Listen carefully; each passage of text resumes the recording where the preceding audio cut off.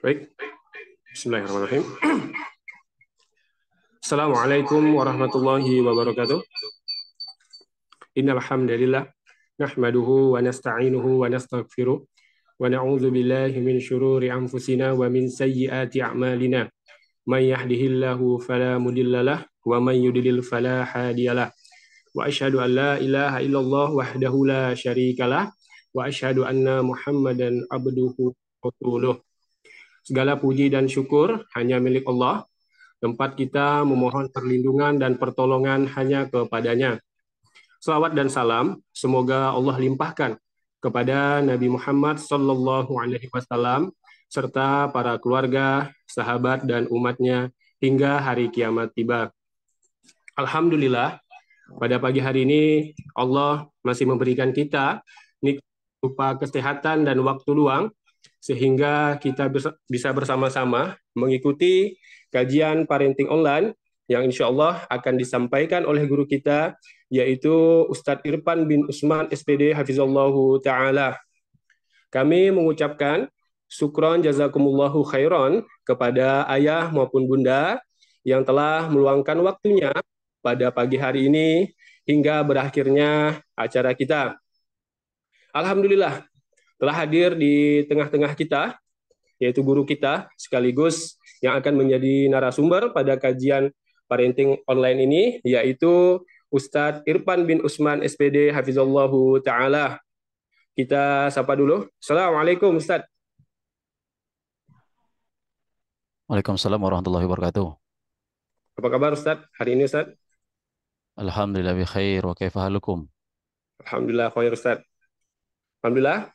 Baiklah, sebelum kita mendengarkan pemaparan materi dari Ustadz, izinkan kami untuk menyampaikan susunan acara maupun tata tertib pada kajian pagi hari ini. Pertama yaitu pembukaan dari kami, selanjutnya yaitu pemaparan materi dari narasumber, setelah itu sesi tanya jawab, terakhir yaitu kesimpulan dan penutup. Nah, adapun untuk durasi kita yaitu sampai pukul 10.30 waktu Indonesia Barat. Ya. Jadi durasi kita sampai pukul 10:30 waktu Indonesia Barat. Nah, bagi ayah ataupun bunda yang ingin menyampaikan pertanyaannya, kami persilahkan untuk menyampaikan pertanyaannya melalui kolom obrolan pada aplikasi ini atau memberikan reaksi raise hand. Ya, sekali lagi kami sampaikan kepada ayah maupun bunda yang ingin menyampaikan pertanyaan, kami persilahkan melalui kolom obrolan atau memberikan reaksi raise hand. Untuk memanfaatkan waktu, marilah kita dengarkan bersama-sama kajian parenting online bersama Ustadz Irfan bin Usman SPD Hafizallahu Ta'ala. Kepada Ustadz, waktu dan tempat kami persilahkan. Tafadhol Ustadz.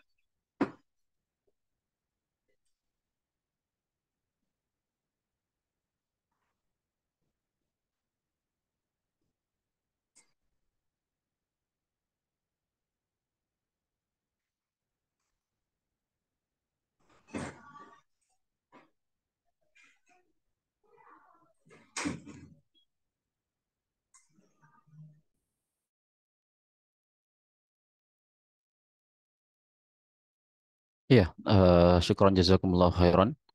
Bismillahirrahmanirrahim. Assalamualaikum warahmatullahi wabarakatuh. Waalaikumsalam warahmatullahi wabarakatuh. Alhamdulillahi hamdan katsiran tayyiban mubarakan fi kama yuhibbu rabbuna wa yarda, wassalatu wassalamu ala asyrafil anbiya'i wal mursalin nabina wa habibina Muhammadin wa ala alihi wa sahbihi ajma'in, amma ba'du. Hadirin dan hadirat, bapak-bapak dan ibu-ibu, ayah dan bunda sekalian yang semoga dimuliakan oleh Allah Subhanahu wa taala. Alhamdulillah, tidak ada kata yang pantas yang senantiasa kita ucapkan di setiap perjumpaan kita kecuali rasa syukur kita kepada Allah Subhanahu wa taala atas segala nikmat yang Allah berikan kepada kita, dan terutama pada kesempatan kali ini semoga Allah mudahkan, kita akan membahas dan membacakan ayat-ayat dalam surah Luqman yang menceritakan tentang nasihat seorang yang dikenal dengan kebijakannya, Luqmanul Hakim, kepada putranya, yang saking luar biasanya nasihat ini, saking begitu agungnya nasihat ini, Allah Subhanahu wa taala abadikan dalam sebuah surah yang Allah namakan sendiri dengan surah Luqman. Dan jamaah sekalian, hadirin dan hadirat rahimani wa rahimakumullah, nasihat ini penting. Nasihat ini penting bagi kita semua, terutama orang tua, dan penting juga posisi sebagai seorang anak, terutama untuk mendengarnya. Jadi nasihat ini penting untuk para orang tua dan juga anak untuk menyimaknya dan mendengarnya. Karena jamaah sekalian rahimakumullah, nasihat ini itu mencakup nasihat tentang iman, mencakup nasihat tentang akhlak, nasihat tentang adab, ya, yang sangat komprehensif, yang sangat penting untuk diketahui orang tua dan juga anak-anak kita. Nah, jamaah rahimakumullah, sebelum kita mulai, kita ingin sebutkan terlebih dahulu, dan ini menjadi pelajaran penting juga, bahwa Luqman Al-Hakim itu disebutkan oleh para ulama, ada dua pendapat dari kalangan ahli tafsir menyatakan bahwa Luqmanul Hakim itu adalah seorang nabi. Luqmanul Hakim itu adalah seorang seorang nabi. Dan ini pendapat yang dipegang oleh Imam Ikrimah, dan pendapat ini lemah karena jumhur atau mayoritas pendapat para ahli tafsir menyatakan bahwa Luqman itu adalah bukan nabi. Luqman bukan nabi, tapi seorang hamba yang soleh, abdun soleh. Dan adapun Imam Ikrimah rahimahullah berpendapat bahwa Luqman adalah seorang nabi karena Allah berfirman di dalam surah Luqman di ayat yang ke-12-nya, kata Allah Subhanahu wa taala, "Wa laqad ataina Luqmanal hikmah anishkur lillah."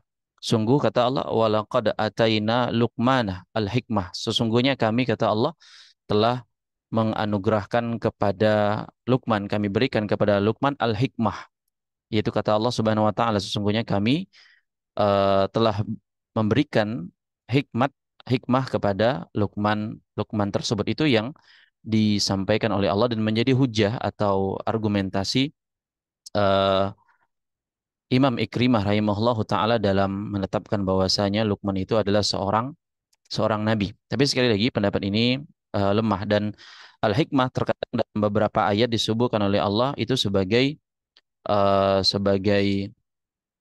hujah atau wahyu, ya. Tapi sekali lagi ini pendapat yang lemah, sebagaimana juga Allah berfirman dalam surah Sad ayat ke-20, kata Allah, wa syadadna mulkahu wa atainahul hikmah. Allah berfirman tentang Nabi Daud bahwa kami berikan kepada Nabi Daud itu al-hikmah. Al-hikmah di situ dimaknai dengan wahyu. Tapi sekali lagi, ini pendapat yang lemah dari sebagian ulama ahli ilmu menyatakan bahwa Luqman itu adalah nabi. Tapi pendapat mayoritas jumhur menyatakan bahwa Luqman itu bukan seorang nabi, tapi beliau seorang hamba Allah yang soleh. Ya, beliau sama kayak kita, hamba-hamba Allah. Yang bedanya apakah kita soleh atau tidak soleh. Dan beliau diberikan oleh Allah kata-kata bijak. Jadi Luqman Al-Hakim ini itu dikenal dengan kata-kata bijaknya. Kemudian jamaah sekalian rahimakumullah, setelah kita tahu bahwa Luqman adalah seorang hamba juga, dan menjadi poin yang selanjutnya perlu kita ketahui bahwa hampir seluruh ahli tafsir itu menyatakan bahwa Luqman adalah seorang hamba yang berkulit hitam. Ini penting. Kenapa? Karena orang yang berkulit hitam itu sering menjadi kaum yang dimarginalkan, kaum yang dipinggirkan, gitu kan ya. Ahli tafsir menyatakan bahwa Luqman adalah seorang hamba Allah, makhluk manusia yang berkulit hitam. Tapi para ahli tafsir berbeda pendapat. Dari mana asalnya Luqman? Nah, sebagian ada yang menyatakan dari Sudan, dari Mesir, dan kalau kita tahu orang-orang Sudan, orang-orang Mesir itu memang berkulit hitam. Dan sebagian ahli tafsir juga menyatakan bahwa Luqman ini adalah orang Habasyah atau negara Ethiopia sekarang. Nah, tapi intinya para ulama berpendapat Luqman adalah seorang hamba yang berkulit hitam. Dan poin yang selanjutnya jamaah sekalian rahimakumullah, para ahli tafsir juga berselisih pendapat. Apakah Luqman ini seorang budak hamba sahaya atau seorang seorang merdeka? Nah, semua pendapat-pendapat ini dari negaranya, kalau kulit hitamnya kuat ya pendapatnya, apakah dia seorang budak atau orang yang merdeka, itu tidak terdapat dalam sanad yang sahih yang disebutkan oleh para tafsir dalam kitab-kitab mereka. Tapi sekali lagi semua bersepakat bahwa Luqman seorang hamba Allah, bukan nabi, tapi hamba Allah yang soleh, dan beliau berkulit hitam. Dan ini menjadi dalil kuat juga bahwasanya agama Islam adalah agama yang tidak mengenal ras, tidak mengenal varian warna kulit. Siapapun bisa mulia di sisi Allah Subhanahu wa taala. Nabi kita Muhammad sallallahu alaihi wasallam pernah bersabda, la fadla li arabiyyin ala a'jamiyyin wala la a'jamiyyin ala arabiyyin wala la abyada ala aswada wala aswada ala abyada illa bittaqwa. Kata Nabi sallallahu alaihi wasallam, tidak ada keutamaan orang Arab di atas orang selain Arab. Begitu pula sebaliknya, selain dari bangsa Arab, selain dari kepada orang yang non Arab. Tidak ada keutamaan orang yang kulitnya putih di atas orang yang kulitnya hitam dan sebaliknya. Kecuali semuanya berdasarkan ketakwaan kepada Allah. Sebagaimana yang Allah firmankan dalam surah Al-Hujurat ayat ke-13. Inna akramakum indallahi atqakum. Sesungguhnya orang yang paling mulia di antara kalian adalah orang yang paling bertakwa di antara kalian. Maka terlepas dari warna kulit, jamaah sekalian rahimakumullah, ya, atau terlepas dari suku mana kita, dari mana kita berasal, atau bagaimana postur kita, tubuh kita, tampan tidaknya kita, cantik nggak cantiknya kita, putih hitamnya kita, ini tidak menjadi penilaian di sisi Allah. Penilaian adalah takwa. Bagaimana seorang hamba bertakwa kepada Allah, maka semakin dia bertakwa, maka semakin dia bernilai di sisi Allah Subhanahu wa taala. Sebagaimana kita tahu Bilal bin Rabah, muazzinnya Nabi sallallahu alaihi wasallam, Allah muliakan beliau dari seorang budak hitam kemudian dimasukkan menjadi ahli surga. Demikian juga Salman Al-Farisi, orang Persia, orang yang dahulunya penyembah api, gitu kan. Kemudian dimuliakan oleh Allah Subhanahu wa taala. Sebagaimana dalam sebuah syair Arab disebutkan, faqad rafa'al Islamu Salman Farisin wa qad wada'a syirku syarifa Aba Lahabin. Sesungguhnya Islam sudah mengangkat derajatnya Salman Al-Farisi, padahal beliau bukan orang Arab. Beliau orang Persia. Sebaliknya, kesyirikan menjadikan Abu Lahab yang memiliki nasab yang tinggi, nasab yang mulia, keturunan yang baik, itu menjadi rendah karena kesyirikannya di sisi Allah Subhanahu wa taala. Maka ini penting untuk kita tanamkan pada anak-anak kita, pada diri-diri kita, yang penting bukan penampilan. Ini harus jadi poinnya. Yang penting bukan penampilan. Ya. Sekarang Bapak dan Ibu sekalian, ayah dan bunda sekalian rahimakumullah, anak kita ini atau masa kita ini, generasi kita ini sering terperdaya dengan penampilan. Ya, yang sering mereka mungkin nonton di YouTube yang penampilannya ya kacau gitu ya. Rambutnya acak-acakan, warna-warni, yang kadang isinya semua serba kemewahan, isinya menghamburkan uang, menghamburkan makanan, isinya teriak-teriak gitu kan ya. Apalagi anak-anak yang sudah masuk masa SMP, SMA, ya banyak yang seperti itu. Sehingga banyak di YouTube yang mereka lihat ya seperti itu, sampai-sampai kita tahu kebanyakan pemuda-pemudi, anak-anak kita itu bercita-cita apa, jadi YouTuber gitu ya. YouTuber, tapi YouTuber seperti apa? Kalau YouTuber seperti orang-orang tadi, ke sana kemari, ngabisin ini, ngabisin itu gitu, berkarya tapi yang sia-sia, hanya pamer rumah mewah, mobil mewah gitu, jalan ke sana kemari gitu ya. Hanya pamer yang sesuatu yang tidak bermanfaat, menghabiskan waktu ya untuk membuat konten dan segala macamnya. Maka ini sangat sia-sia dan sangat menyedihkan, dan itu semua kan dihisab oleh Allah Subhanahu wa taala. Maka oleh karenanya kita harus tekankan jamaah sekalian rahimakumullah kepada anak-anak kita bahwa yang menjadi patokan bukan penampilan, tapi takwa kita di hadapan Allah Subhanahu wa taala. Luqman Al-Hakim itu hidup di zaman, sebagian ulama menyebutkan beliau hidup di zaman antara Nabi Ibrahim dengan Nabi Ismail lahir. Ada yang mengatakan beliau hidup di zaman antara Nabi Isa kepada Nabi Muhammad SAW. Tapi yang paling kuat pendapat menyatakan bahwa Luqman Al-Hakim itu hidup di zamannya Nabi Nabi Daud alaihissalam. Ini pendapat yang lebih kuat dan dikuatkan oleh Imam Ibnu Hajar dalam kitabnya Fathul Bari dan Imam Al-Hakim dalam kitabnya Al-Mustadrak. Kemudian jamaah, ayah dan bunda sekalian rahimani wa rahimakumullah, kita akan mulai membacakan nasihat-nasihat Luqman Al-Hakim yang Allah abadikan dalam surah Luqman tersebut, dari ayat yang ke-12 dan insyaallah semoga mudahkan sampai kepada ayat yang ke-19. Hadirin yang semoga Allah muliakan rahimani wa rahimakumullah. Allah Subhanahu wa taala berfirman di surah Luqman ayat ke-12-nya, walaqad ataina Luqmanal hikmata anishkur lillah wa man yashkur fa innama yashkuru li nafsihi wa man kafara fa innallaha ghaniyyun hamid. Dan sungguh kata Allah, ya, Allah buka ayat ini dengan penegasan. Allah buka ayat ini dengan penegasan, kami telah memberikan kepada Luqman al-hikmah. Kami telah memberikan kepada Luqman al-hikmah kata Allah, dan di antara sekian banyak hikmah atau bahasa kita kata-kata bijak, ya, ini banyak disuburkan oleh para ulama di dalam kitab-kitab yang bertebaran, ya. Jadi banyak juga disebutkan hikmah Luqman Al-Hakim ini dalam uh, kitab-kitab yang lainnya dengan berbagai macam sanad, tapi sanadnya tidak jelas.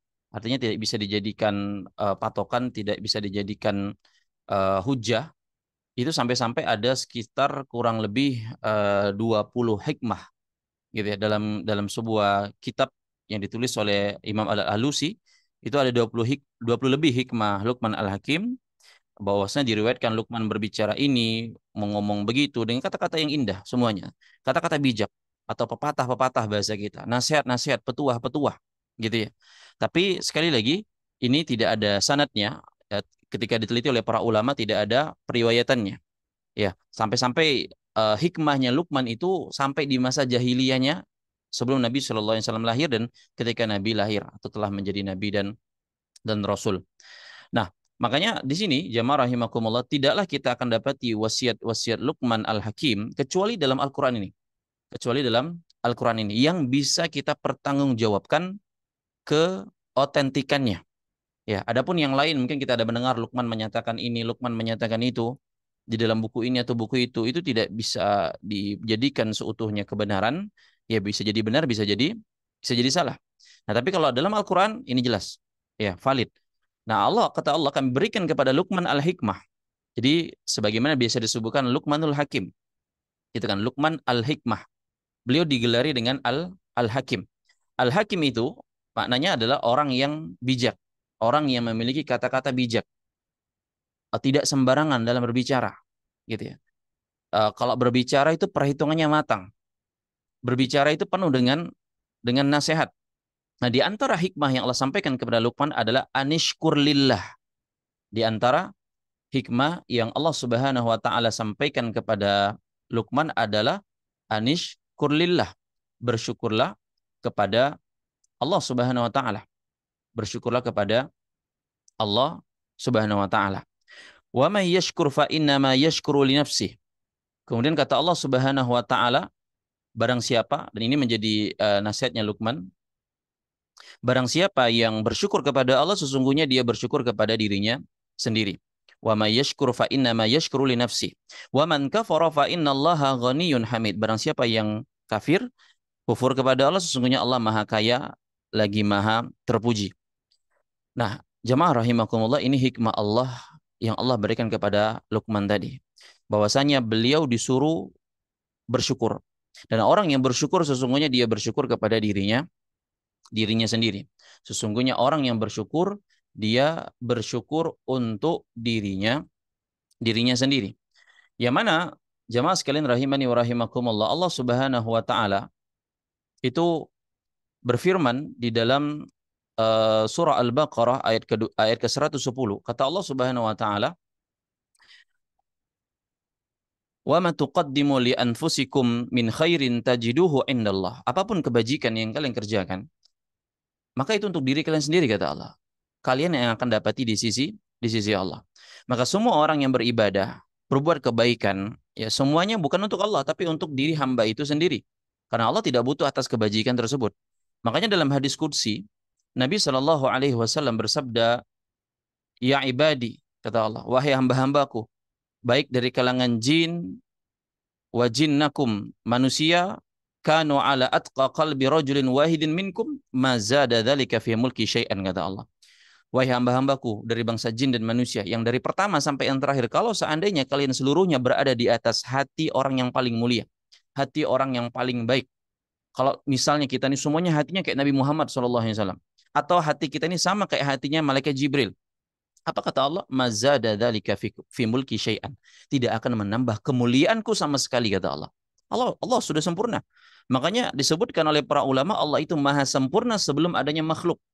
Allah tidak sempurna dengan adanya makhluk, enggak. Ya, tapi Allah sudah sempurna sebelum adanya kita. Belum ada makhluk pun Allah sudah maha sempurna. Allah dari sananya sudah memang sempurna. Sehingga kalau ada orang yang beribadah, orang yang taat, berbuat kebaikan, ingatkan. Allah perintahkan kita sholat, Allah perintahkan kita bersedekah, Allah perintahkan kita untuk berpuasa. Itu untuk diri kita sendiri. Untuk diri kita sendiri. Kalian akan mendapatkan manfaat dunia, kata Allah. Dan mendapat manfaat akhirat. Nah, ini perlu kita tekankan jamaah rahimakumullah kepada anak-anak kita terutama. Kita tanamkan pada diri kita terlebih dahulu bahwa kalau orang bersyukur, ya, kalau seorang beribadah, syukur itu juga ibadah. Itu bukan sekedar hanya untuk Allah. Kan beda sama kita manusia. Manusia kalau dia berbuat baik sama kita, kita berterima kasih. Sehingga ketika kita berterima kasih kepada dia, dia merasa dipandang, merasa dihargai, merasa terpuji. Orang-orang bisa muji dia. Tak kala disebutkan kebaikan-kebaikannya, kita perlu berterima kasih. Perlu menyebutkan kebaikan orang yang berbuat baik kepada kita. Adapun Allah enggak perlu. Faman kafara fa innallaha ghaniyyun hamid. Barang siapa yang kufur kepada Allah, Allah itu maha kaya. Allah enggak butuh ibadah-ibadah kita. Allah enggak butuh terima kasih kita. Dan Allah itu maha terpuji. Allah maha terpuji. Tidak perlu dengan pujian-pujian hambanya. Kalau hamba memuji Allah, kembalinya kepada hamba tersebut. Hadirin yang semoga Allah muliakan rahimakumullah. Makanya yang namanya amal soleh, kata para ulama, yang namanya amal soleh itu memberikan faedah di dunia sebelum di akhirat. Yang namanya amal soleh itu memberikan manfaat di dunia sebelum kelak di akhirat nanti. Makanya sebagian ulama mengingatkan seperti Syekh Sa'di rahimahullah, di antara bentuk su'uzon, berburuk sangka kepada Allah, atau meyakini bahwasanya kalau seorang beramal soleh, berbuat baik, dia bersyukur, itu dia hanya mendapatkan faedah di akhirat semata. Itu salah. Itu keliru. Allah memberikan faedah di dunia sebelum di akhirat. Jika orang rajin ibadah, anak kita rajin ibadah, akan Allah berikan timbal baliknya di dunia sebelum di akhirat. Di antaranya apa? Diberikan kebahagiaan, diberikan ketenangan jiwa, kemudian terkadang diberikan dunia oleh Allah. Itu belum lagi kalau di akhirat. Maka kita terangkan kepada anak-anak kita, nak, kalau seorang kamu berbuat baik karena Allah, ya, Allah nggak akan mungkin biarkan engkau. Allah akan pasti tolong engkau. Orang-orang yang kufur kepada Allah saja tiap hari Allah tidak biarkan. Ya. Allah penuhi kebutuhannya. Ya. Dan ini merupakan konsekuensi dari rububiyahnya Allah. Ar-Rahman dan Ar-Rahimnya Allah Subhanahu wa taala. Bagaimana lagi kalau orang yang senantiasa memikirkan, orang yang bertindak, berkata, menulis, bersikap, berbicara, mengeluarkan hartanya semuanya karena Allah, mustahil Allah akan biarkan begitu saja. Pasti Allah akan berikan perhatian kepada hamba tersebut dengan perhatian yang khusus. Kemudian selanjutnya jamaah sekalian rahimakumullah, nasihat Luqman kepada anaknya tersebut ketika Luqman berkata di ayat yang ke-13, Allah berfirman, wa idz qala Luqmanu li ibnihi wa huwa ya'idhuhu ya bunayya la tusyrik billah innasyirka la dzulmun adzim. Dan tak kala Luqman berkata kepada putranya dan dia menasihati dari putranya tersebut, wa idz qala Luqmanu li ibnihi wa huwa ya'idhuhu. Ya'idhuhu atau bahasa lainnya adalah mau'idhah. Mau'idhah itu maknanya adalah nasihat tapi disertai dengan takhwif, peringatan. Kasih masukan tapi kasih juga peringatan. Gitu ya. Ini disebutkan oleh para ulama kita bahwa mau'idhah itu adalah memberikan nasihat, wa huwa ya'idhuhu, dia memberikan nasihat tapi sembari memberikan takhwif, memberikan peringatan.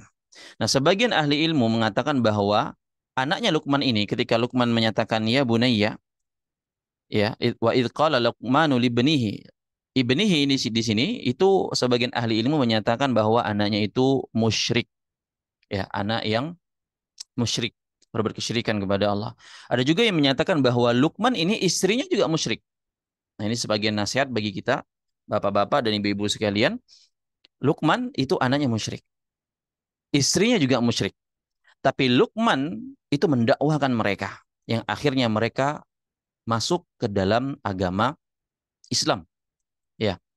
Ya bunayya kata Luqman, la tusyrik billah. Ya bunayya, la tusyrik billah. Wahai putraku, jangan kau berbuat kesyirikan. Inna syirka la zulmun azim. Karena sesungguhnya kesyirikan adalah kezaliman yang paling paling besar. Di sini kami ingin memberikan perhatian pada kalimat firman Allah ketika Allah menyampaikan wa idz qala Luqmanu li banihi wa huwa ya'idhuhu ya bunayya. Ya bunayya. Ya. Di sini Luqman membuka nasihatnya dengan berkata ya bunayya. Ya, kalau diterjemah biasanya wahai atau hai anakku. Gitu ya. Ya bunayya. Nah, di sini jamaah rahimani wa rahimakumullah, ayah dan bunda sekalian, bapak dan ibu yang semoga dimuliakan oleh Allah Subhanahu wa taala,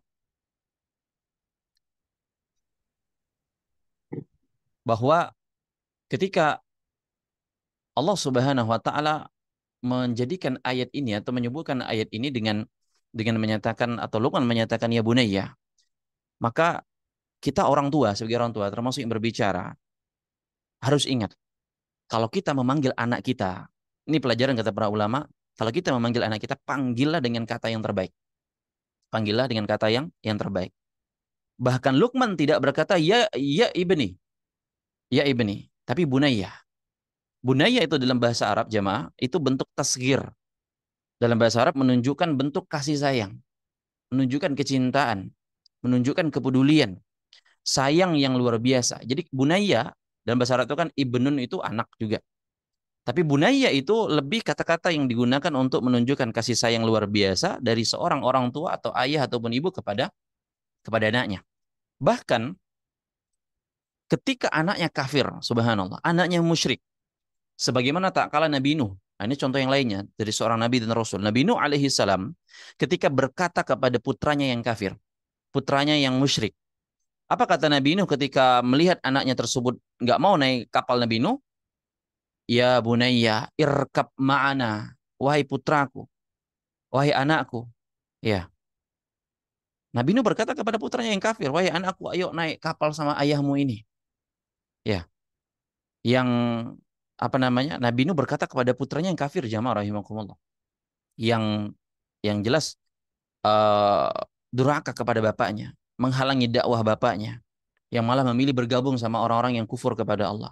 Itu Nabi Nuh berkata, ya bunayya, wahai putraku. Ya. Dan sebagian terjemahan dikatakan, wahai putraku yang kusayangi, yang kucintai. Dan Nabi Nuh nggak mengatakan, anak Bahlul, ini nggak mau naik kapal, mau tenggelam gitu kan enggak. Bahlul, ini udah bentar lagi mampus mau meninggal, nggak mau naik kapal di sini. Tapi Nabi Nuh Allah abadikan dengan mengatakan ya bunayya. Iya. Maka jamaah rahimakumullah, ini pelajaran besar kata para ulama yang kita manusiawi kadang-kadang emosi juga sama anak kita. Kita nggak panggil dengan wahai putraku, wahai putriku yang kusayangi, kucintai, ya. Atau panggilan-panggilan sayang yang lainnya lah. Semua punya punya panggilan masing-masing. Kadang saking emosi kita panggil dengan namanya. Ya, kita panggil dengan namanya terkadang. Terkadang kita malah sampai waliyadzubillah mengeluarkan kata yang nggak pantas untuk didengarkan oleh anak-anak kita tersebut. Maka usaha, ya, kita usahakan. Sekali lagi para ulama mengatakan anaknya Luqman ini musyrik, sama seperti anaknya Nabi Nuh alaihi salatu wassalam. Dia memanggilkan wahai ananda, wahai buah hatiku. Ya, kurang lebih gambaran-gambaran panggilan-panggilan sayang. Maka bagaimana lagi kalau anak-anak kita tidak musyrik jamaah? Mungkin anak kita hanya sekedar suka main HP gitu kan ya, suka main game online. Iya, ini tidak syirik gitu. Ini enggak syirik Ustaz, tapi menjengkelkan. Ya, iya memang gitu ya, menjengkelkan memang kalau kadang udah anak-anak sibuk gitu ya dalam hal itu. Maka berusahalah panggil yang baik-baik, ngobrol yang baik-baik sama mereka. Nah, kamu nanti dewasa. Bagaimana mungkin kamu tumbuh main game melulu kerjaannya gitu loh. Kamu nonton YouTube tontonannya kayak gini gitu loh. Ngomong baik-baik sampaikan. Ya, tapi intinya anak itu harus sadar bahwasanya kita nasihatin dia itu karena kita sayang. Kita khawatir sama masa depannya, bukan untuk kita. Kita udah dewasa, kita udah jadi orang. Ya, anak-anak kita belum belum tahu bagaimana mereka di kemudian hari. Kita ingatkan bahwasanya kita nasihatkan nasihat tersebut demi engkau di masa masa depan. Kita sayang sama mereka. Gitu kan ya. Makanya gunakan kata-kata yang menunjukkan kasih sayang. Ya bunayya. Ya, ibu-ibu juga demikian. nasihatkan pelan-pelan gitu ya. Jangan dengan kata-kata yang kasar. Bi, ini anak mau lo bi katanya gitu kan ya. Itu anak kita, Mi, gitu. Anak kita bersama. Ya lahir dari perutmu, wahai istriku gitu loh. Ini hasil hasil kerja sama kita berdua. Jadi seorang suami atau seorang istri jangan marah terus mengatakan ini anakmu lo nih gitu loh. Ambil kita bareng-bareng sama-sama. Ya. Jadi hadirin semua Allah muliakan rahimakumullah. Jadi anak itu kalau kita marah, dia harus tahu, Tuhan harus tahu bahwasanya ada kesalahan yang dia lakukan. Jangan kita hanya sekedar marah-marah, kita nggak sadar kalau dia salah. Dia harus sadar bahwasanya kita marah sama dia, kita itu sayang saya sama sama dia. Maka Luqman katakan la tusyrik billah. Ya, ini nasihat yang utama. Tanamkan tauhid. Kata Luqman, wahai anakku yang kusayangi, jangan berbuat syirik kepada Allah. Jangan sekutukan Allah. Ini nasihat tauhid. Inilah seutama-utamanya nasihat kata para ulama. Bahwasanya Allah harus diagungkan, nak. Mintalah hanya kepada Allah. Tawakal kepada Allah, nak. Serahkan semua urusanmu kepada Allah. Ini harus sering kita bilang kepada mereka jemaah. Ya, nak, minta minta sama Allah. Serahkan semua urusan kamu sama Allah. Karena semua kalau Allah berkehendak, urusanmu akan mudah, nak. Kau minta sama Allah. Ya, ajarkan sering buat dia gantungkan kepada Allah. Karena kadang kita ini jamaah sering mendidik atau mengajarkan kepada anak gantungkan urusan mereka itu kepada siapa? Kepada kita. Udah nak tenang. Ya, biar bapak yang ngurus. Ya, bapak tinggal telepon, bunda, ayah tinggal telepon selesai urusannya gitu kan. Tenang, tenang nak. Bapakmu ini, abimu ini jenderal misalnya gitu ya. Jangan khawatir. Bapak ini jenderal, jangan khawatir, tenang saja gitu loh. Akhirnya apa? Anak itu terdidik melupakan dia kepada Allah Subhanahu wa taala, membuat dia itu tidak bertawakal kepada Allah, tawakalnya kepada kita sebagai orang tua. Dan itu kurang bagus. Ya, bersandar sama orang tua, bersandar kepada kekayaan, harta, ayah, ibu dan yang lainnya. Maka seorang harus menanamkan nilai tauhid kepada anaknya, bahwasanya minta kepada Allah. Ya, ayah, bapak, ibu akan bantu. Tapi kalau engkau sudah minta kepada Allah, ayah, ibu akan usahakan. Jadi kau harus berdoa kepada Allah, minta kepada Allah. Sudah minta apa kepada Allah apa belum? Ya, ya, sering melatih dia untuk minta kepada Allah, bersandar hanya kepada Allah, meyakini bahwasanya tidak mungkin berjalan kecuali semua dengan izin dari Allah Subhanahu wa taala. Ingatkan dia berketergantungan kepada Allah. Orang-orang yang ketergantungannya kepada selain Allah, kepada orang yang sudah meninggal, kepada wali-wali benda-benda mati, ini jelas bentuk dari segala macam kesyirikan. Makanya Allah katakan inna syirka la zulmun azim. Kesyirikan merupakan kezoliman yang paling paling besar, dan kesyirikan adalah zolim yang paling zolim. Zolim itu kan nggak adil jamaah. Makanya dalam dalam pemaknaan bahasa Arab, wad'u syai'in fi maudhi'ihi. Ya, keadilan dalam bahasa Arab itu adalah meletakkan sesuatu pada tempatnya. Kesyirikan itu adalah lawan dari adil, zolim. Ya, adil meletakkan sesuatu pada tempatnya, syirik atau zolim meletakkan sesuatu tidak pada tempatnya. Dan kezoliman yang paling zolim adalah syirik, ya, karena sangat tidak pada tempatnya. Karena Allah Subhanahu wa taala yang menciptakan alam semesta, yang menciptakan engkau, yang menyediakan para sarana kamu hidup, Allah yang beri engkau rezeki gitu ya. Ya, dan segala hal gitu ya. Dan Allah yang membuka matamu ketika engkau bangun dari tidur, kemudian engkau malah minta kepada makhluk yang semisal dengan dirimu atau lebih parah daripada dirimu, ya, maka ini kezaliman yang paling parah. Maka tauhid adalah keadilan yang paling adil karena meletakkan sesuatu pada tempatnya. Kemudian jamaah rahimakumullah, di ayat yang selanjutnya Allah Subhanahu wa taala sebutkan uh, wasiat Luqman tersebut kepada sang anaknya tadi. Kata Allah berfirman, wa wassaynal insana biwalidayhi hamalathu ummuhu wahnan ala wahnin wa fisaluhu fi amaini an ishkur li wa liwalidayka ilayyal masir. Allah mewasiatkan kepada manusia untuk berbuat baik kepada kedua orang tuanya. Ya. Kata Allah, kami, yakni Allah mewasiatkan kepada seluruh manusia untuk berbuat baik kepada kedua orang tuanya. Nah, kemudian Allah menyebutkan salah satu dari kedua orang tua, yaitu siapa? Ibu. Ya, ibunya, kata Allah. Hamalathu ummuhu wahnan ala wahnin. Kata Allah Subhanahu wa taala, yang ibunya mengandung dia dalam kondisi lemah yang bertambah-tambah, lemah di atas kelemahan. Ya, dan kita tahu betul bagaimana istri kita, bagi para ayah dan bapak-bapak sekalian, kalau mengandung gitu kan, berat, semakin parah, muntah-muntah, kepala pusing, kadang perlu dipijit sana sini, ngidam ini, ngidam itu segala macam. Wa fisaluhu fi amaihin wa fisaluhu fi amaini, kata Allah. Dan setelah dilahirkan dia pun harus menyusui sang anak selama 2 tahun. Dan itu juga kasihan tuh.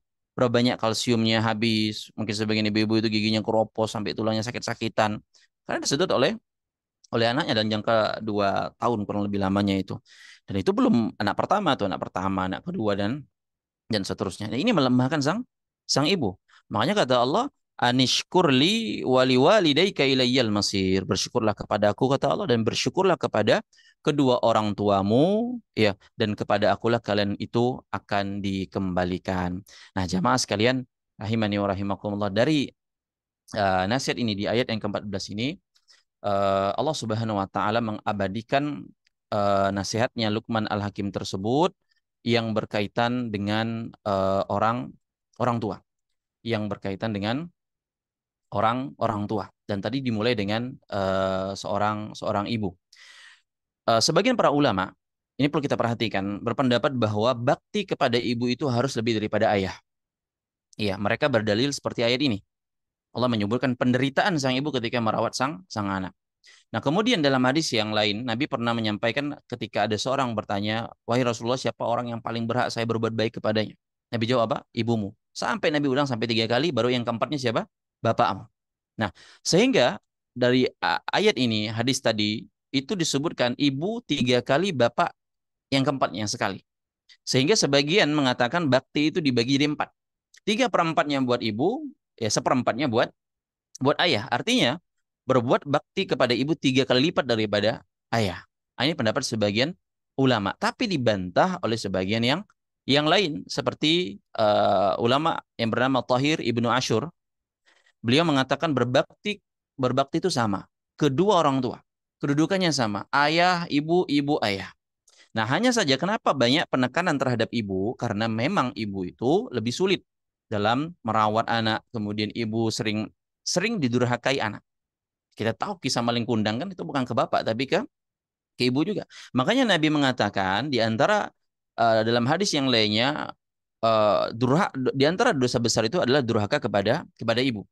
Ya, kenapa? Karena kalau seorang anak ingin ngelawan bapaknya, dia mungkin takut. Umumnya yang gitu kan ya. Ingin ngelawan bapaknya dia takut. Tapi kalau ngelawan sama ibu biasanya berani. Ya, tetapi Ibnu Ashur berpendapat berbakti itu keduanya sama, ayah dan ibu. Makanya dalam riwayat Imam Malik itu pernah ditanya, wahai Imam Malik, ayahku itu di Mesir. Dia kirim surat kepadaku menyuruh aku datang kepadanya. Sementara ibuku itu ada di Madinah, mengatakan jangan ke sana, jangan jangan pergi ke bapakmu. Ya, maka kata orang ini bertanya, wahai Imam Malik, siapa yang harus saya ikuti? Siapa yang harus saya taati? Maka jadi si anak ini ada di Madinah bersama ibunya. Ibunya bilang jangan pergi ke sana. Ya, bapaknya kirim surat, suruh nak datang ke Mesir, nak datanglah ya kepada bapakmu ini gitu loh. Maka kata sang anak nanya ke Imam Malik, nak Pak wahai Imam Malik, siapa yang harus saya turuti? Bapak saya atau ibu saya gitu loh.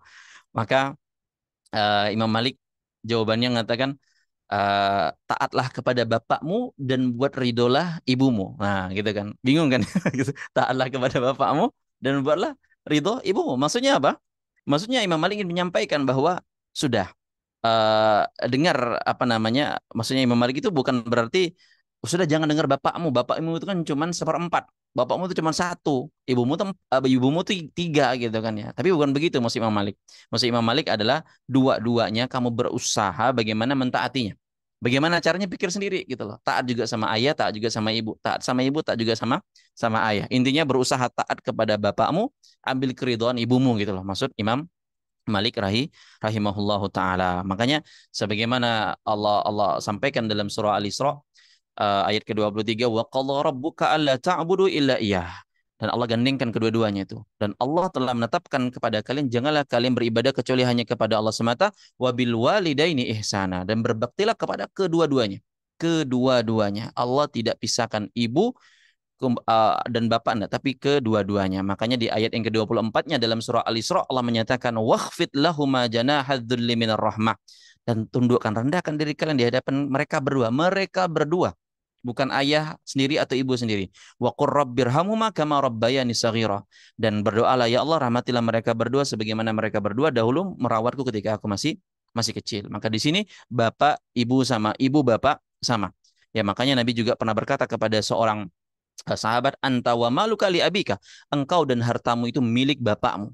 Ya, jadi penjelasan dari Imam Tahir bin Ibnu Ashur dalam tafsirnya bahwa jangan sampai seorang itu salah paham, salah sangka. Ibu melulu.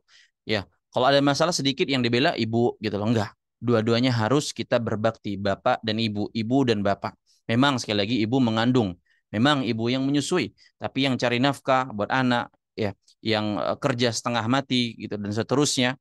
Ya, kita sebagai orang tua dan kita juga sebagai anak ya posisinya harus sadar bahwasanya kewajiban kita berbakti kepada kedua orang tua itu sama. Nah, kalaupun harus memang lebih sayang, kadang lebih sayang kepada ibu, ingat dua-duanya wajib kita untuk berbakti. Jangan sampai kita bagi ibu 3 kali, ayah cuma 1 kali gitu ya. Jadi ini pendapat yang dikuatkan oleh Imam At-Tahir Ibnu Ashur. Kita harus juga ingatkan kepada anak-anak kita. Dan ibu-ibu juga ya harus ingatkan bahwasanya nak, bapakmu ya harus kamu baik-baik bakti. Nak, bapakmu udah capek-capek cari nafkah. Bapakmu begini begitu dulunya ngurusin ibu waktu hamil, lahiran, bapakmu begini ya. Jadi akhirnya anak itu hormat kepada ayahnya, kepada bapaknya.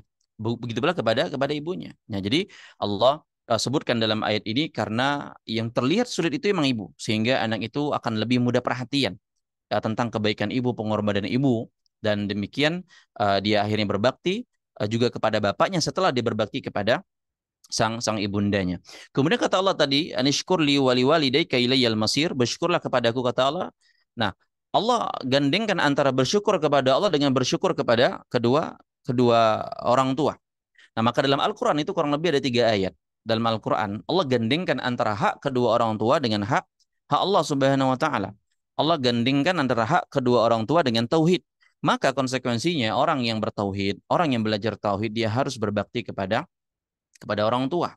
Kalau ada orang yang bertauhid katanya tapi tidak berbakti kepada orang tua, tidak pernah teleponan, tidak pernah jenguk nengok gitu loh, atau masih pelit gitu ya. Ini tauhidnya masih dipertanyakan. Maka kalau dia mengatakan saya bersyukur kepada Allah, tapi dia tidak pernah memberikan pemberian kepada orang tua, ini bukan bersyukur kepada Allah. Karena Allah menggandengkan anishkurli wali walidaika. Berterima kasihlah kepada Allah dan berterima kasihlah kepada orang-orang tuamu, terutama orang tua yang sudah jompo. Nah, hadirin semoga Allah muliakan rahimakumullah, karena orang tua kalau udah jompo itu biasanya tidak diperhatikan, dia kasihan. Ya meskipun dia kadang kaya raya gitu loh, tapi nggak ada anak yang jenguk, nggak ada anak yang telepon dia kadang kesan menderita batinnya. Nah, oleh karenanya kalau Anda mau dikatakan bersyukur kepada Allah, maka bersyukurlah kepada kedua orang tua Anda. Kemudian kata Allah, ilayyal masir, kepada akulah kalian akan dikembalikan. Artinya apa? Aku kata Allah akan meminta pertanggungjawaban kepada kalian. Kalian berbakti kepada kedua orang tua, itu akan saya pertanyakan kepada Allah di hari kiamat kelak. Kemudian jamaah rahimani wa rahimakumullah. Di ayat yang ke-15-nya Allah Subhanahu wa taala menyampaikan wa in jahadaka ala an tusyrika bima laysa laka bihi ilmun fala tuti'huma wa sahibuhuma fid dunya ma'rufa wattabi' sabila man anaba ilai thumma ilayya marji'ukum fa unabbi'ukum bima kuntum ta'malun. Kemudian kata Allah, dan kalau kedua orang tuamu itu dalam kondisi musyrik dan dia memaksamu untuk berbuat syirik kepadaku kata Allah, yang engkau tidak punya ilmu tentangnya, maka jangan engkau taati keduanya. Wa sahibuhuma fid dunya ma'rufa, dan pergaulilah mereka di dunia dengan cara yang baik kata Allah. Pergaulan mereka di dunia dengan cara yang baik. Jadi dalam berbakti kepada orang tua itu pun ada aturannya jamaah. Kalau ternyata orang tua itu menyuruh kepada kesyirikan atau menyuruh kepada kemaksiatan, maka nggak boleh ditaati. Nah, kata Nabi SAW, la ta'ata li makhlukin fi maksiatil khaliq. Tidak ada ketaatan kepada makhluk dalam rangka bermaksiat, membangkang kepada Allah sang pencipta. Maka kalau orang tua suruh suatu maksiat, jangan ikuti, nggak boleh taat. Karena ketaatan kepada Allah itu lebih utama. Jangan sampai kita taat kepada orang tua tapi rupanya membangkang kepada Allah. Dan sebagian ulama menyampaikan ayat ini ya, ketika dalam ayat ini Allah menyambungkan antara kesusahan ibu tadi ya dalam mengandung, dalam melahirkan dan dalam menyusui. Nah, ini menjadi sebuah poin penting pula. Seharusnya bagi setiap ayah, setiap bapak-bapak sekalian, ya, para abi-abi di sini termasuk saya yang berbicara, ada poin penting yang perlu kita camkan bersama. Dan ini perlu kerjasama tentunya antara seorang ayah dan ibu. Ya, bahwa agar anaknya berbakti kepada ibunya. Ibu mungkin nggak enak bilang kepada anaknya, nak, kamu tuh dalam perut ibu, ibu susah ngambilin kamu segala macam. Ya, nanti anaknya nyaut aja, udah tahu bu, udah baca di pelajaran biologi gitu kan ya. Tapi kalau bapaknya yang bilang gitu, ini lebih mengena kata para ulama. Jadi bapaknya itu ngomong kepada anaknya, nak, kamu dulu bapak yang lihat ibumu setengah mati ngambilin kamu. Bapak yang lihat ibumu tuh muntah-muntah, ibumu masuk rumah sakit, ibumu diinfus gara-gara kamu dalam perut ibumu itu tersebut. Jadi bapaknya yang ingatkan kepada anaknya agar tuh anak bakti sama ibunya. Ini perlu kerjasama.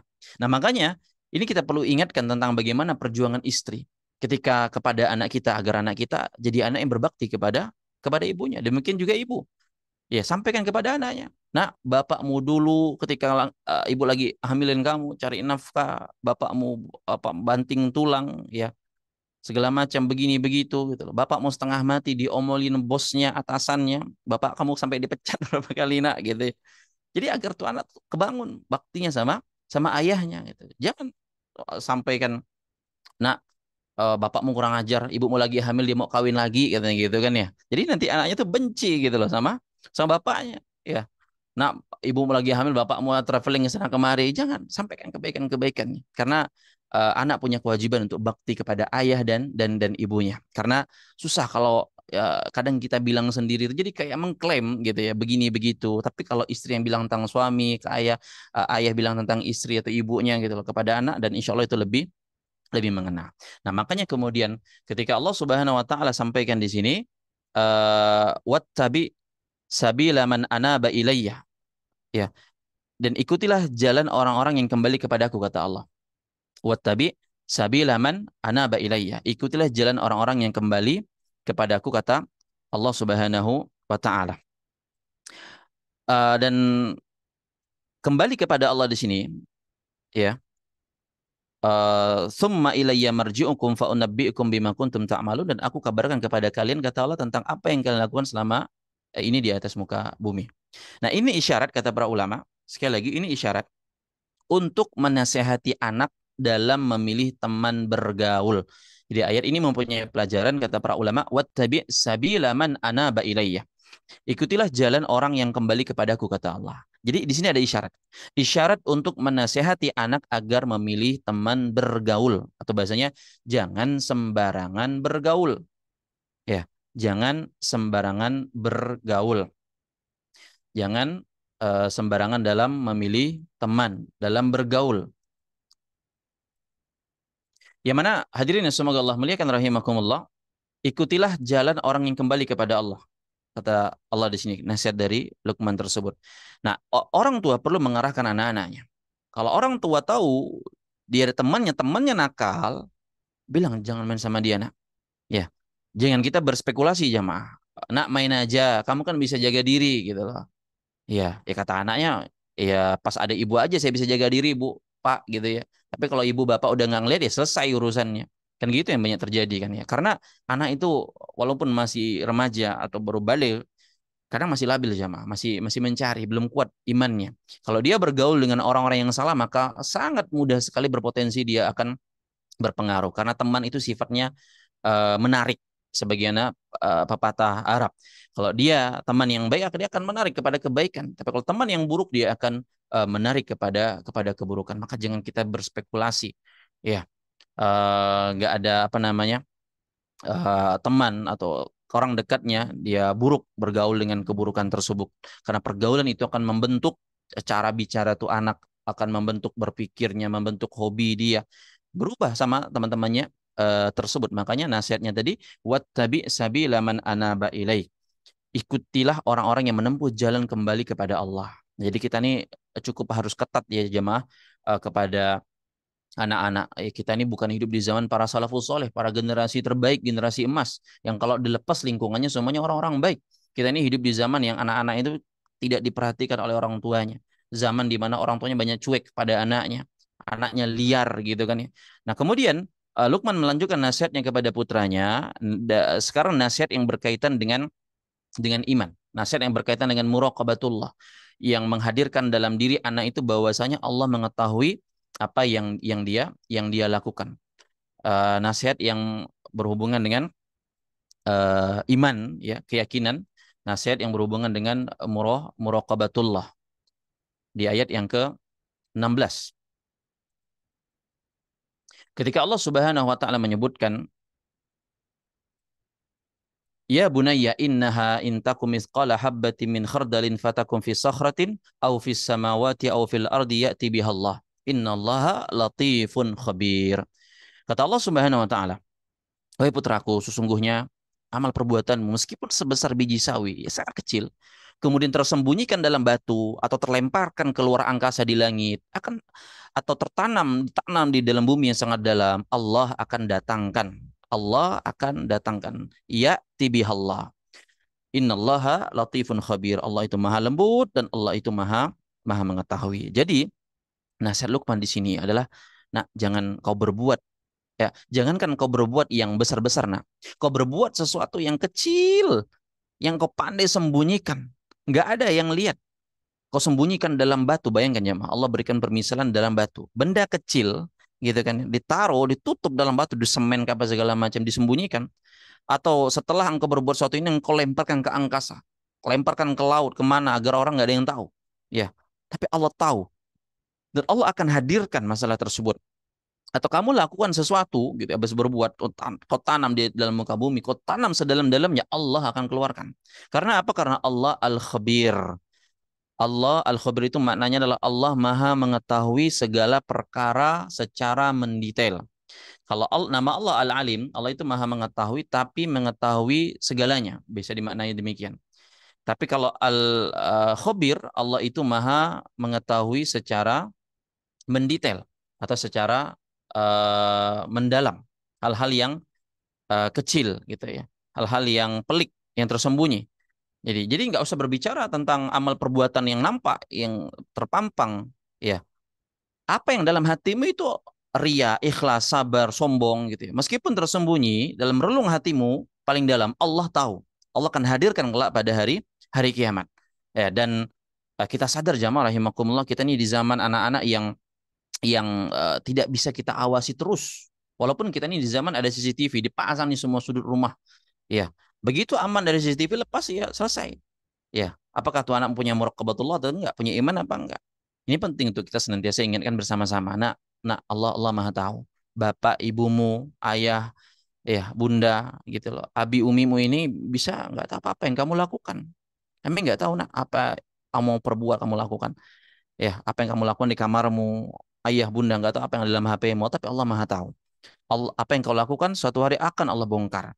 Ya'lamu kha'inatal a'yuni wa ma tukhfi sudur, kata Allah. Allah mengetahui lirikan matamu, nak.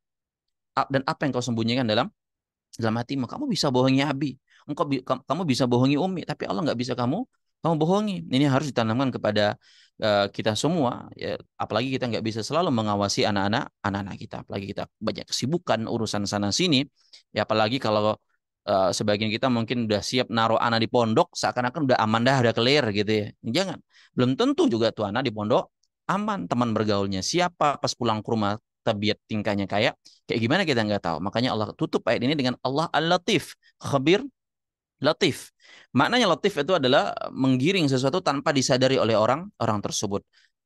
Seperti kisahnya Nabi Yusuf, ya. Allah menjadikan beliau menteri, tapi caranya beliau nggak sadari. Caranya beliau dilempar dulu sama saudara-saudaranya ke sumur, dijual jadi budak, kemudian dipenjara terus sampai akhirnya beliau jadi menteri. Makanya Nabi Yusuf pernah menyatakan, Inna Rabbi latifun lima yasha. Kata Nabi Yusuf, sungguhnya Tuhanku itu maha lembut.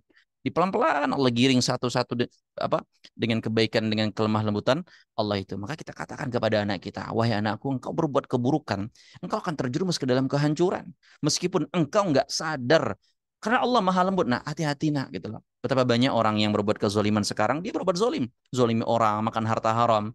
Ya, kemudian nanti Allah tiba-tiba Allah hancurkan di ujungnya tanpa disadari. Seakan-akan kehancuran itu hanyalah sekedar, ya, normal, natural. Padahal itu bukan natural. Allah yang giring dia kepada kehancuran tersebut. Itu mengerikan. Maka begitu pula, nak, sama orang yang berbuat baik. Ya, Allah akan jadikan baik dia. Ya, sadar nggak sadar Allah akan buat dia, Allah giring dia. Maka kita sampaikan kepada anak-anak kita, kalau kamu berbuat baik, suatu saat kamu akan menjadi orang yang baik karena Allah Al-Latif. Allah akan menggiringmu kepada suatu yang baik tanpa engkau sadari. Kalaupun engkau berbuat buruk, engkau suka bohong, engkau suka ini, suka itu, akhirnya engkau akan tergiring kepada perkara yang buruk cepat atau lambat. Nah, makanya jamaah rahimakumullah, setelah itu Luqman menasihati anaknya untuk beribadah. Ya bunayya aqimis salata wa'mur bil ma'rufi wa nahi 'anil munkar.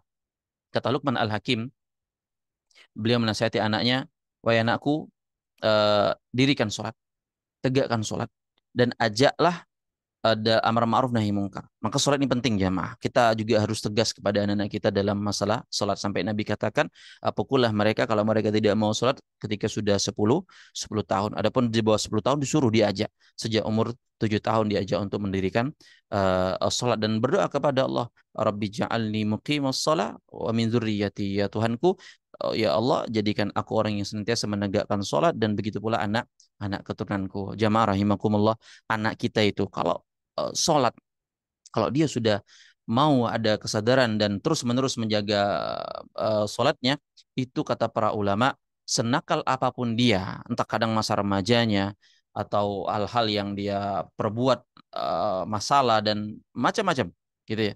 Senakal apapun anak itu, kalau dia masih menjaga sholatnya, dia perhatikan sholatnya, maka ini sangat akan luar biasa kembali. Sangat luar biasa. Dia akan kembali kepada Allah Subhanahu wa taala karena luar biasa sholat tersebut. Dia karena sholat yang sempurna itu akan mencegah dia dari perbuatan keji, perbuatan mungkar. Kalaupun nggak sempurna sholatnya, cuma sholat aja misalnya dia ini, insya Allah dia akan kembali. Ya, tapi kalau dia sudah sekali meninggalkan sholat, sholatnya rusak, maka potensi untuk dia kembali susah.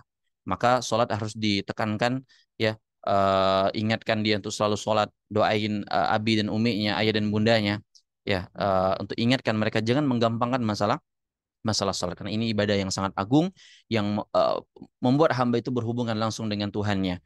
Ya, dia mau nakal, dia mau kadang begini begitu, tapi kalau dia sujud kepada Allah, insya Allah ketika dia menundukkan diri kepada Allah, dia akan kembali kepada Allah. Ketika dia jaga sholatnya, wa'mur bil ma'rufi wanha 'anil munkar, kata Luqman, kalau anak kita sudah baik, dia bisa suruh beramar ma'ruf nahi munkar. Dia nasihatin teman-temannya, ajari dia amar ma'ruf nahi munkar.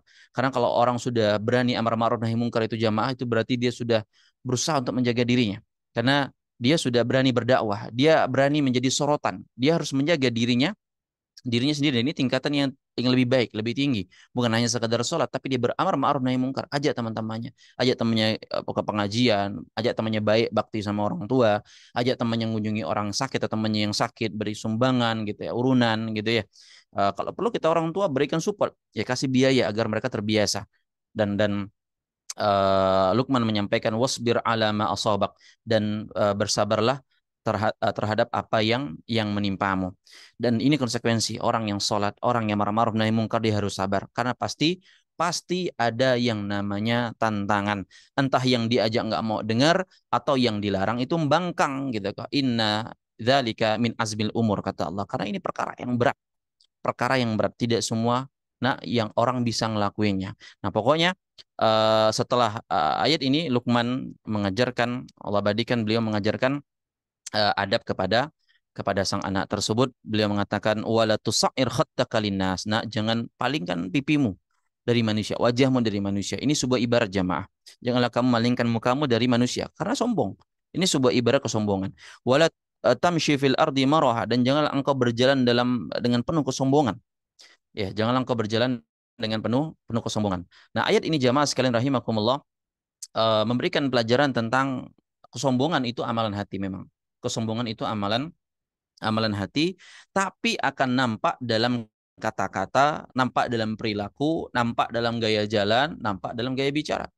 Sebagaimana Nabi pernah bersabda, bihasbi mri'in minasyarri an yahqira akhahu muslim. Cukuplah seorang dikatakan buruk jika dia merendahkan saudaranya sesama muslim. Makanya kata Imam Ibnu Daqiq Al-Aid dalam Syarah Al-Arba'in An-Nawawiyah, bagaimana Anda meremehkan dia seorang muslim sementara dia mengucapkan asyhadu alla ilaha illallah wa asyhadu anna Muhammad Rasulullah, kemudian Anda hinakan dia, Anda rendahkan dia, padahal Allah kirim Rasul untuk memberikan hidayah kepada dia. Allah turunkan kitab Al-Quran untuk memberikan hidayah kepada dia. Allah perhatian kepada dia. Terus Allah hormati dia, kemudian Anda rendahkan dia. maka pantas nggak kita merendahkan sama muslim? Maka jawabannya enggak. Tapi kalaupun dia buat salah, dia buat maksiat, kita tegur, kita nasihati. Tapi kalau sesama muslim, bisa jadi tentu imannya lebih tinggi daripada kita, lebih bertakwa daripada kita. Belum tentu kedudukan Anda lebih tinggi daripada dia. Nah, sebagian orang kalau kita berbicara, ngomong, ini nggak lihat. Ya, maka jangan demikian. Ya, nak jangan kayak gitu. Ya, jangan jalan dengan kesombongan. Innallaha la yuhibbu kulla mukhtalin fakhur. Karena sesungguhnya Allah Subhanahu wa taala, innallaha la yuhibbu kulla mukhtalin fakhur. Allah nggak suka orang-orang yang sombong. Allah nggak suka orang-orang yang suka membanggakan diri. Nah, kemudian Allah kasih tahu Luqman untuk mengatakan kepada anaknya bagaimana beradab yang baik, bagaimana berjalan yang biasa saja. Ya, di ayat yang terakhir ayat ke-19 Allah katakan waqsid fi masyik. Nak apa beradab yang baik, berjalan yang biasa saja, berjalan dengan sederhana, berjalan aja berjalan yang biasa. Ya, nggak usah berjalan tuh harus yang paling wah, paling depan, nggak usah, biasa aja. Jadi Allah kasih perumpamaan di sini dari nasihat Luqman berjalan dengan berjalan yang biasa. Ini sekali lagi jamaah, ini sekedar contoh dan ini contoh yang paling rendah. Karena contoh menggambarkan kesombongan itu banyak. Contoh untuk menggambarkan tentang kesombongan itu banyaknya minta ampun. Ya, ada orang kadang bisa digambarkan kesombongan itu dengan mobil mobil mewahnya, gitu kan ya. Ada orang sombong itu digambarkan dengan apa lagi? Dengan motornya gitu, mogenya, motor motor gedenya, gitu kan ya. Ada orang kan makin motornya gede, knalpotnya besar gitu, jadi berorang. Itu menyombongkan gitu loh, motor ini motor gue ini gede nih, besar nih gitu loh. Digeber-geber gitu loh. Maka hati-hati. Dalam ayat ini Allah berikan contoh kesombongan yang paling rendah. Jalan kaki. Jalan aja bisa sombong tuh ada gitu loh. Ya, maka engkau naik mobil jangan sombong. Engkau naik motor jangan sombong gitu loh. Ya, kadang pakai baju juga itu. Baju mahal, bermerek segala macam jangan sombong. Gitu ya. Jalan tampil apa adanya, sederhana. Ya, jangan engkau itu ingin selalu tampil beda di antara yang lainnya. Nah, ini bisa alamat masuk kepada ranah kesombongan, ini bahaya. Makanya Nabi itu melarang kita tuh pakai pakaian yang beda, maksudnya disebut libasus syuhrah. Ya pakaian yang semua orang sampai melirik kepada kita gitu ya. Misalnya nih kancingnya semua mutiara gitu. Nah, itu bakal ngelirik semua orang itu. Itu libasus syuhrah dilarang oleh Nabi Shallallahu alaihi wasallam. Ya, apakah entah terlalu indah sekali, terlalu jelek juga nggak boleh gitu ya. Pakai comang-camping gitu ya, bolong-bolong. Pakai biasa-biasa aja, gak usah yang aneh-aneh. Kendaraan begitu pula motor, mobil yang sampai menarik perhatian, ya maka jangan seorang dalam Islam itu suka cari perhatian kata para ulama. Jangan demikian. Jadi ini contoh paling rendah berjalan, jalan yang sederhana kata Luqman. Waqdud min sautik. Dan begitu pula kata Luqman, eh, Allah badikan dalam surah Luqman ayat ke-19, waqdud min sautik. Rendahkan suaramu, gak usah teriak-teriak. Kalau nggak ada perlunya nggak usah teriak-teriak. Ya, emang kalau orang suaranya paling besar itu apakah dia yang paling hebat gitu kan? Enggak, jawabannya juga enggak ya. Maka kata Allah di lanjutan ayatnya, Inna ankaral aswati la sautul hamir. Suara yang paling buruk itu suaranya keledai. Kalau orang suara yang paling besar itu dikatakan paling top, paling hebat, maka keledai yang paling hebat, paling top. Nah, kalau Anda suaranya sebesar apapun, maka masih kalah dengan suaranya keledai kalau dia meringkik. Ya, maka nggak perlu bicara keras-keras, apalagi ngobrol sama teman-teman gitu kan ya, nggak usah teriak-teriak beribut. Ya, kadang nggak sengaja ngerasin suara, diangkat suaranya supaya dia dipandang gitu loh, nggak perlu cari perhatian. Maka pakai cara yang biasa aja. Walaupun kalau ada orang yang suara asalnya memang suaranya keras gitu ya, suaranya gede gitu ya, maka selama nggak mencari perhatian gitu ya nggak masalah. Tapi kalau dia menampakkan menguasai majelis kumpul gitu ya, semuanya dia aja yang ngomong, maka ya, semakin besar, kalau kalau patokannya semakin besar itu semakin bagus. Ingat keledai itu kata Allah, itu yang lebih lebih parah. Maka jangan sombong dalam sikap bergaul sesama, bersosial. Maka hadirin semoga Allah muliakan rahimani wa rahimakumullah. Saya rasa ini mungkin materi kita ya, yang bisa saya sampaikan dengan segala keterbatasan dan kekurangan. Sebagian dari hikmah nasihat Luqman Al-Hakim kepada putranya, kepada anaknya, semoga menjadi masukan bagi saya pribadi yang masih banyak kekurangan sebagai orang tua, dan juga kepada anak kita, dan kita juga anak tentunya ya, sebagai posisi anak kepada orang tua kita sekaligus, karena masing-masing kita punya orang tua. Semoga kita bisa introspeksi diri, tidak ada di antara kita yang sempurna, sebagaimana Anda, Bapak dan Ibu, ayah dan bunda sekalian, memiliki kekurangan. Saya pun punya kekurangan, dan semoga Allah mengampuni dosa-dosa kita. Semoga Allah menjadikan kita, anak-anak kita, orang yang berbakti kepada orang tuanya, dan menjadikan anak-anak kita berbakti kepada kita. Amin ya rabbal alamin. Ini saya rasa untuk materi kita. Wassalamualaikum Muhammad wallahu ta'ala bisawab. Baik, alhamdulillah. Setelah kita dengarkan tadi materi yang Masya Allah ya, banyak sekali ilmu, manfaat, faedah yang bisa kita dapatkan. Selanjutnya, kita masuk ke sesi berikutnya. Kembali, kami mengingatkan kepada ayah maupun bunda yang ingin menyampaikan pertanyaan, kami persilahkan untuk menyampaikannya melalui kolom obrolan atau memberikan reaksi raise hand atau angkat tangan. Ya, sekali lagi, pada ayah ataupun bunda yang ingin menyampaikan pertanyaannya, boleh melalui kolom obrolan ataupun memberikan reaksi angkat tangan ataupun raise hand.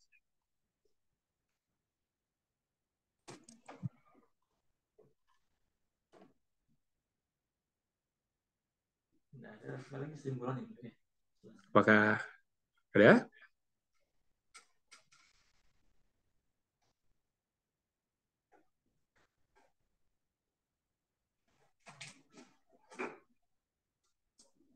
Jikalau memang dirasa cukup, sebelum kita tutup mungkin boleh sedikit kesimpulan Ustadz sebelum kita akhiri kajian pada pagi menjelang siang ini.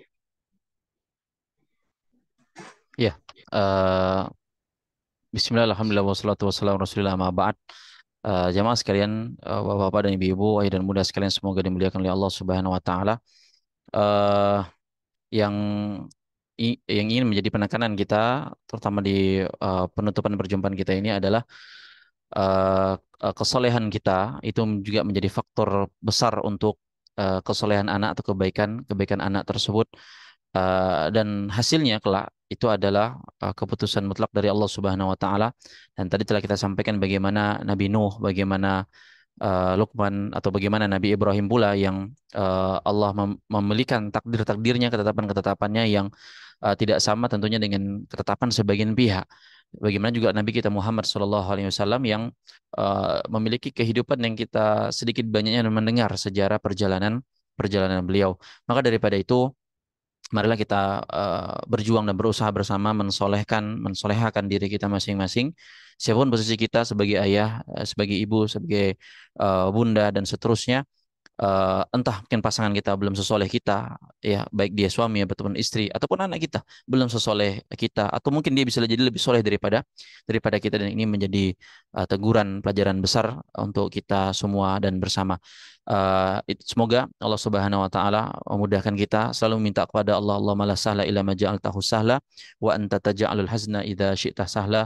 Mohon selalu kepada Allah, Rabbi ja'alni muqimas shalah wa min dzurriyyati. Selalu juga mohon kepada Allah dari doa ibadur rahman, Rabbana hablana min azwajina wa dzurriyyatina qurrata a'yun waj'alna lil muttaqina imama. Dan doa ini boleh dibaca baik posisi sebagai ayah ataupun ibu ataupun anak, agar dianugerahkan pasangan, keturunan, keluarga yang qurrata a'yun, yang menyejukkan mata, yang kita enak ngelihatnya. Dan para ulama mempunyai pembahasan secara khusus terkait bagaimana meraih keluarga yang qurrata a'yun tersebut. Itu saya rasa yang bisa kita sampaikan, semoga bermanfaat, dan mohon maaf atas segala kurang lebihnya. Subhanakallahumma bihamdika asyhadu an la ilaha illa anta astaghfiruka wa atubu ilaik. Wassalamualaikum warahmatullahi wabarakatuh. Waalaikumsalam warahmatullahi wabarakatuh. Alhamdulillah, dengan berakhirnya kesimpulan yang disampaikan oleh Ustaz bin Usman, Bizallahu Ta'ala, maka berakhirlah kajian parenting kita pada pagi hari ini. Intinya kita berdoa kepada Allah, semoga Allah memudahkan kita untuk mendidik, membersamai putra-putra seperti keteladanan yang bisa kita ambil dari kisah Luqman tadi, dengan harapan Allah menjadikan anak kita menjadi anak yang soleh dan soleha. Kami juga mengucapkan syukron jazakumullahu khairan kepada Ustadz Irfan yang telah bersedia menjadi narasumber pada kajian hari ini, serta kepada ayah maupun bunda yang telah meluangkan waktunya dari awal hingga berakhirnya kajian parenting online ini. Kami juga memohon maaf jika dalam penyelenggaraan ada hal-hal yang kurang berkenan. Kami akhiri, subhanakallahumma bihamdika, asyhadu an la ilaha illa anta, astaghfiruka wa atubu ilaik. Assalamualaikum warahmatullahi wabarakatuh. Waalaikumsalam.